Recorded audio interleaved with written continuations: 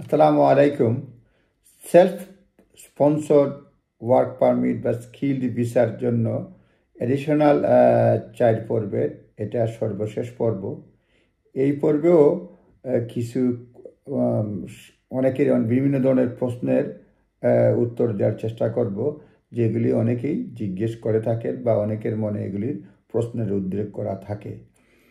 সেটা হচ্ছে যে আপনার কতদিন এই সেলফ স্পন্সর্ড বা এই ওয়ার্ক পারমিটের ভিসা ভ্যালিড? এটা আপ টু 5 ইয়ার্স। হ্যাঁ, এটা start date of certificate sponsorship skill visa এটা ভ্যালিড থাকে। ইউ এটা যেটা হচ্ছে যে আপনার আপ টু 5 ইয়ার্স, তবে আপনি কম সময়ের জন্য যদি আপনি অ্যাপ্লাই করেন সেটা আপনি পারবেন আপ টু 5 ইয়ার্স। এটা তারপরে হচ্ছে যে আপনি অ্যাডিশনাল ওয়ার্ক করতে পারবেন কিনা। আপনার অনেকে জিজ্ঞেস করে যে আপনি সেলফ স্পন্সর থাকলে বা ওয়ার্ক পারমিট পেয়ে গেলে অ্যাডিশনাল ওয়ার্ক করতে পারবেন কিনা। ইয়েস, অ্যাডিশনাল ওয়ার্ক করতে পারবেন। Undertake supplementary employment provided the employment meets definition of supplementary মানে এমপ্লয়মেন্ট, এবং আপনার মেইন জব আপনাকে করতে হবে। সুতরাং আপনি এডিশনাল ওয়ার্ক করতে পারবেন কিনা।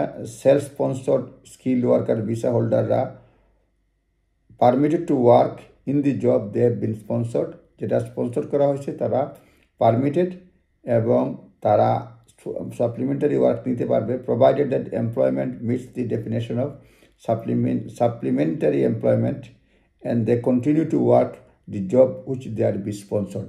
হ্যাঁ, তারা জব যেটা এটার ক্ষেত্রে স্পন্সরের ক্ষেত্রে তারা মানে এটা কাজ করতে পারবে। তারপরে ইনডিফিনিট লিভ টু রিমেইন হবে কি না। ইয়েস, 5 বছর পরে ক্রাইটেরিয়া ফুলফিল করে আপনার লাইফ ইন দি ইউকে এবং আপনার রেসিডেন্স রিকোয়ারমেন্ট এগুলি ফুলফিল করলে তারপরে আপনার জবের স্যালারি এগুলি ঠিকঠাক থাকলে এগুলি পারবেন। অ্যান্ড আপনার বিশেষ করে যে স্যালারি থ্রেশহোল্ড যে ক্রাইটেরিয়া রয়েছে সেই ক্রাইটেরিয়া আপনাকে ফুলফিল করতে হবে। এই হচ্ছে মোটামুটি একটা ধারণা দেওয়ার চেষ্টা করলাম। আপনারা নিজ দায়িত্বে দেখে নেবেন যে স্কিল ওয়ার্কার ভিসা যারা সেলফ এমপ্লয়মেন্টে থাকবেন তারা কীভাবে অ্যাপ্লিকেশন করবেন।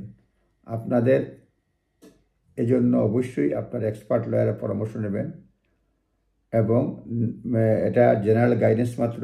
আপনারা সবাই ভালো থাকবেন। আবারও কথা হবে। আসসালামু আলাইকুম ওয়া রাহমাতুল্লাহি ওয়া বারাকাতুহু।